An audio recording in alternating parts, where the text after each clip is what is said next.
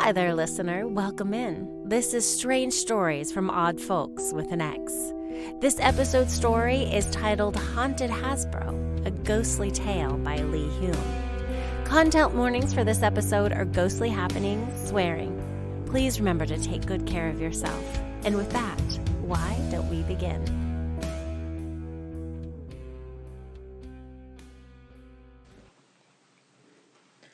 Only 3 people worked in this closed-off section of the factory. Nobody but these 3 were allowed here, and all of them had homes on site, accessed via a short walkway on the upper gantry after passing the manager's office.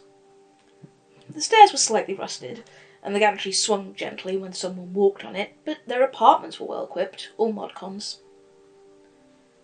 The manager's office was a blue square equipped with a large window, a leather office chair, an ancient oak desk, a computer, and some filing cabinets. Down the stairs from this were 2 wooden slatted benches, used by the 2 non-managers for breaks, and to drop their lunch or a shirt on as they worked. What they worked on was a 2-person assembly line.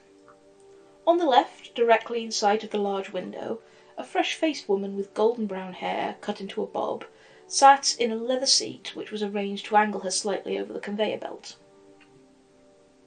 JEss's tongue poked from the side of her mouth as she poised the pen just right to finish drawing the last of the runes on the heptagonal board. As the final line closed, she sat back, her chair creaking slightly as it tilted itself backwards, watching the red lines flash with fire once before quickly fading. She placed the board atop today's most recent pile and hit the green button, sending them down the track to her neighbour Dylan, who worked about 50 metres away. Keeping the 2 workers separate as they worked was an important detail. Crossover wouldn't necessarily result in a catastrophic chain of events, but it also wouldn't necessarily not.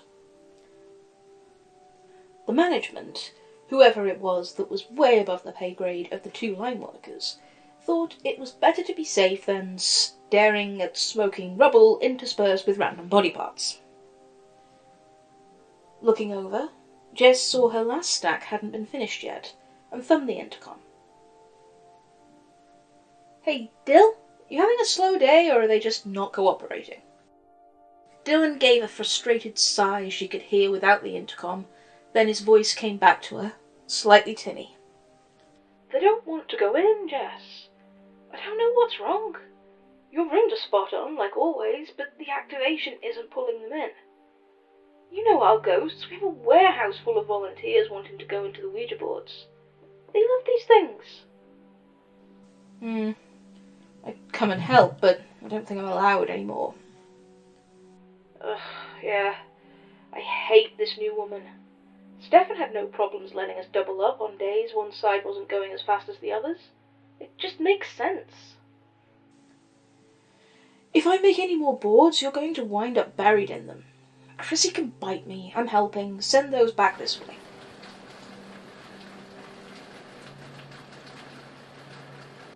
JEss took the first board back off the returned pile and, checking around for any sign of their new manager and seeing none, used the red pen to draw another rune over the others.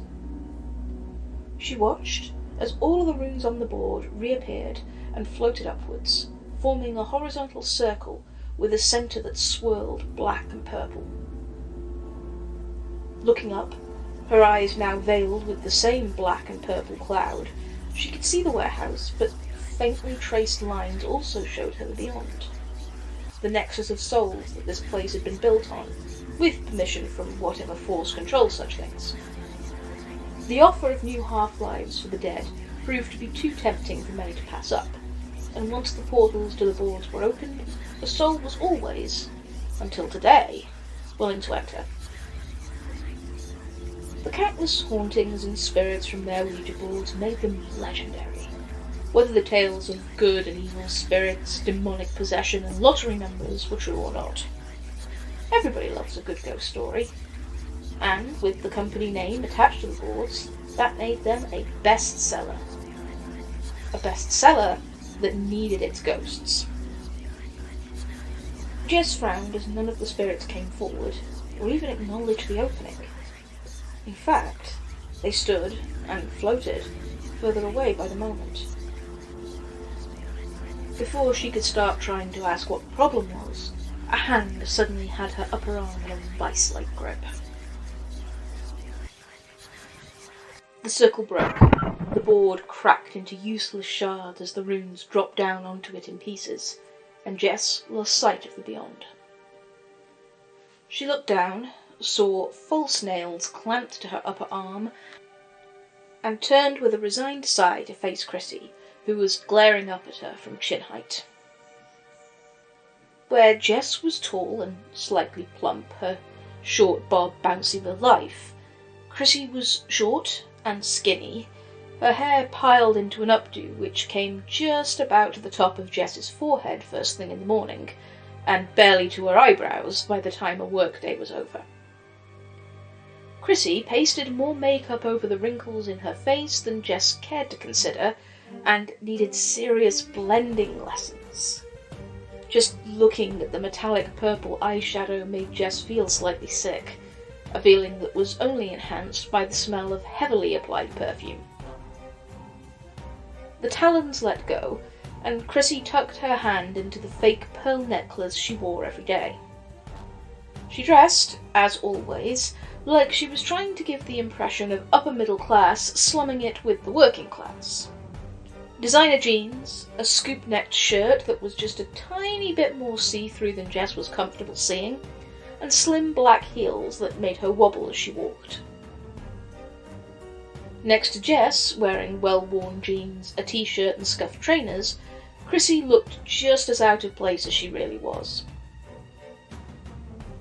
It wasn't supposed to be public knowledge, but JEss knew from reliable sources that she was screwing the warehouse Uberboss, and he'd thrown this part of the assembly line, isolated as it was from the rest due to its nature, under the bus to keep her from telling his wife about it. So, when she screwed up her face, cracking the foundation slightly, JEss took a deep breath, adding an internal bulwark against both the voice and the words that were incoming. "Excuse me, Jessica. I don't recall putting you on ghost-sucking duty."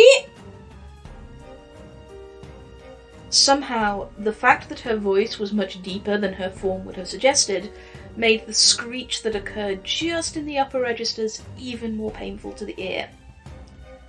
And the less said about her randomly extended syllables, and regular attempts to use words she didn't entirely know the meaning of, the better. But JEss had to answer. This puppet show must play out so she could return to trying to work out what was going wrong. She felt a strong pang in her chest, remembering Stefan, a friend as well as their previous manager. He died on the factory floor, found by Dylan in the morning as he arrived at work. A day later, Chrissy had arrived. No time was given to them to recover, to mourn, or even to try and apply for his job. Just Chrissy. JEss recognised that had all played into some of her initial dislike of the woman, but by now it was definitely almost all the woman herself. The woman who was still awaiting a reply, and about to open her mouth to demand it. JEss quickly switched into diplomacy mode. "I'm sorry, Chrissy. I can explain. Dylan is finding that our spirits are refusing to enter the boards. I noticed he was backed up, he explained why, and I offered to help. I looked for you, but I didn't see you to get your go-ahead. But as we can't finish and ship the boards without this being worked out, I hoped I could speak to someone over there and straighten things out. I know that if the shipments aren't ready on time, it's you that gets the trouble from higher up.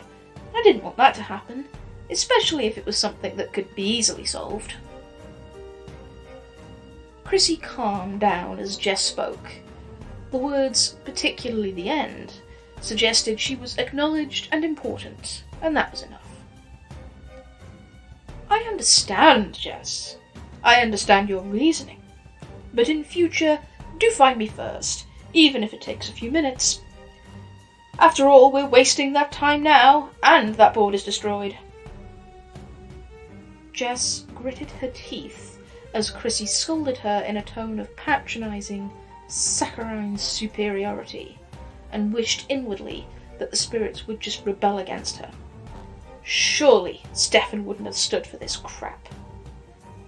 As the thought finished, the broken pieces of the Ouija board rose into the air and launched at Chrissy.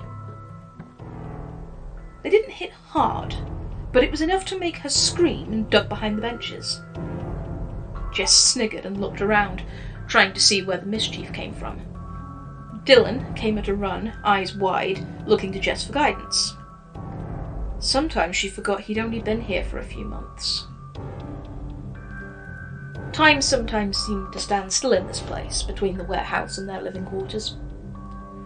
It struck Jess that she had been headhunted almost a decade ago now. It meant her instincts for what might be happening with the spirits were much more refinedly honed. And if she was right about what was happening here... She nodded to Dylan. I think we should get ourselves out of the way. She grabbed the new board and her red pen and led the way to the metal steps which climbed up to the manager's office. Rather than go inside, she sat down on the top step and patted the space next to her for Dylan to join. No sooner were they both seated than the wooden bench under which Chrissy had hidden flew up in the air, flying over the assembly line and bouncing on the concrete floor, losing a few splinters before sliding to a halt. Chrissy screamed again and tried to run to the stairs up to her office. At the foot, she ran instead into an invisible wall, bouncing backwards and sprawling across the floor. Her face a picture of shock, mouth and eyes open in matching wide O shapes. Before she could stand, the remaining pile of Ouija boards at Jess's station rose in the air and floated over to Chrissy, flipping on their sides and forming a wall of polished wood around her. Jess quickly drew the final rune on her board and grasped Dylan's hand, bringing him with her as she looked into the beyond. The sight here was very different. Spirits moved in unison, holding the boards and circling slowly around the woman on the floor. They moved out slightly as she stood, but kept her locked in place. Jess's attention was drawn to a figure floating apart from the rest, the one who seemed to be calling the shots. As she watched, she saw it motion to the circle of spirits, and a handful of others floated over and lifted the woman, now too afraid to scream, into the air, taking her up to the leading figure. Jess gasped as she recognized this ghost. Stefan. He'd never left. Stefan looked over to Jess and Dylan, and a voice like rustling leaves in the wind spoke to them. I wanted to make sure you were both okay. This woman has no right to be here. Tell the man who put his lust first that we will not enter the boards unless you, Jess, are made manager, and allowed to bring in another to train in your stead. Stefan, you can't hurt her. Come on. She's odious, but she's still human. Stefan ignored her.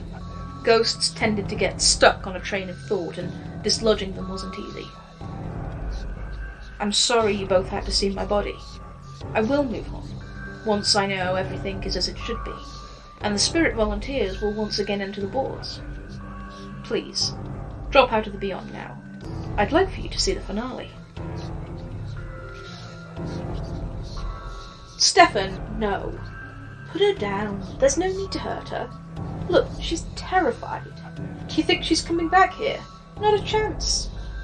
I can pass on your message via her as she shucks her buttons to cry on Loverboy's dick. No. Stefan's voice was flat and brooked no argument. Okay.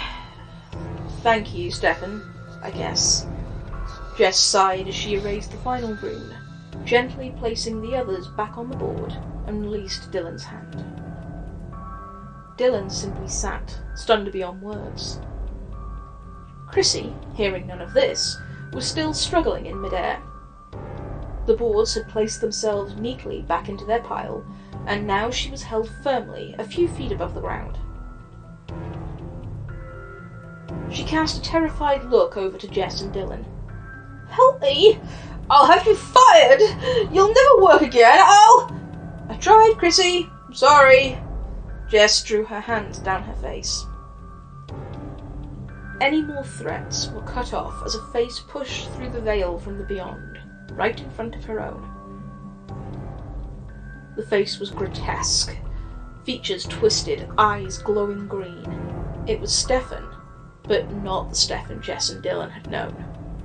"Leave and never return," it bellowed.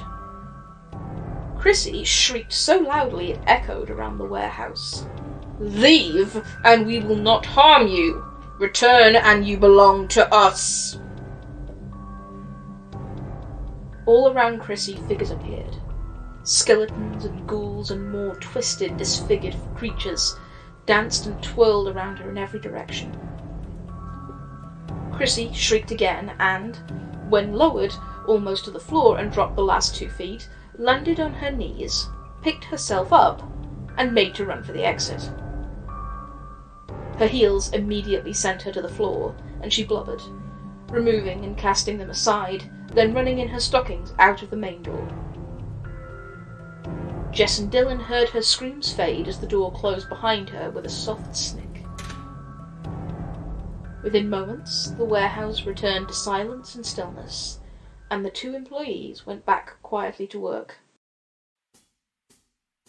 Thanks so much for listening. That was Haunted Hasbro, read by Lexi Jones, written and edited by Lee K Hulme.